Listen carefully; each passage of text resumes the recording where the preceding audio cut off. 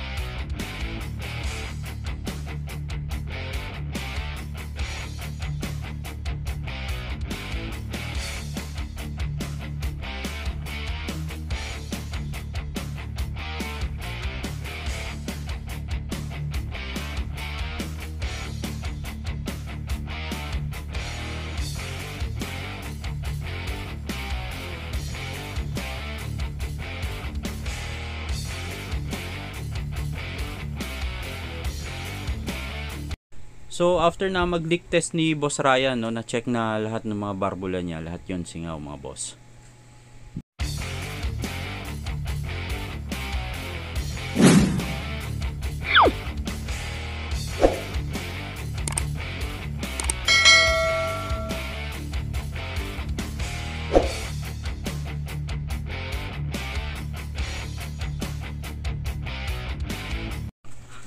So pagbukas mga boss, no, na check din ni Boss Ryan na may tama yung piston saka yung block ng motor.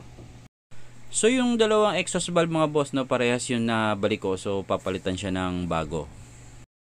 So susunod na gagawin mga boss, na maghahasa ng barbula.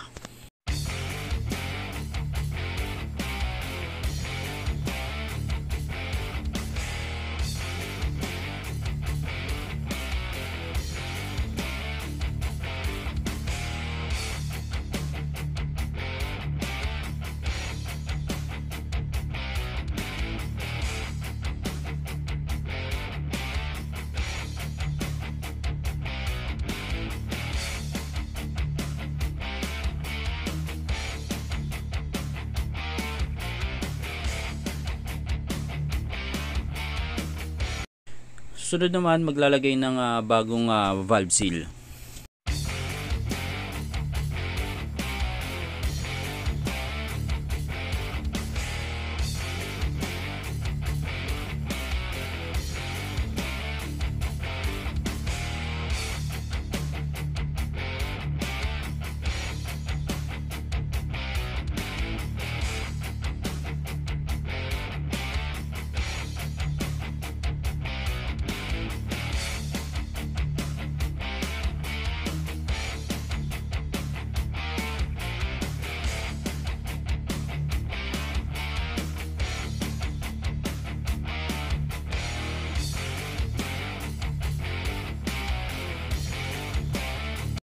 So yung block saka yung piston mga boss, no, ibabalik lang yung luma. So in-inform lang namin si boss na pwedeng mag-cause ng usok yan. So okay naman sa kanya.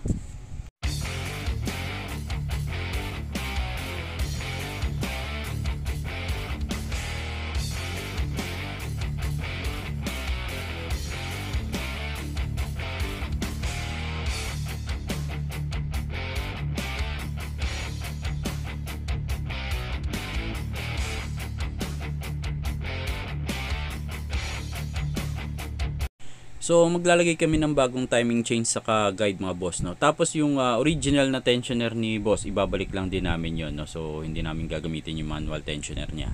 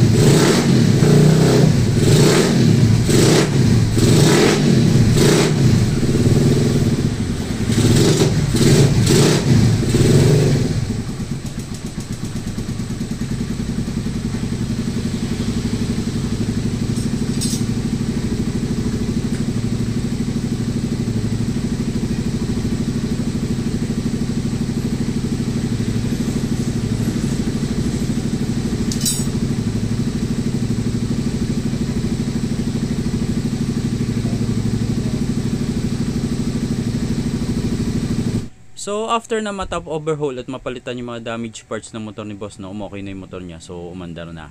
Para dun sa mga gustong magpa-check ng motor nila, pwede kayong mag-chat sa akin mga boss para may schedule natin yung motor ninyo, no. Salamat mga boss.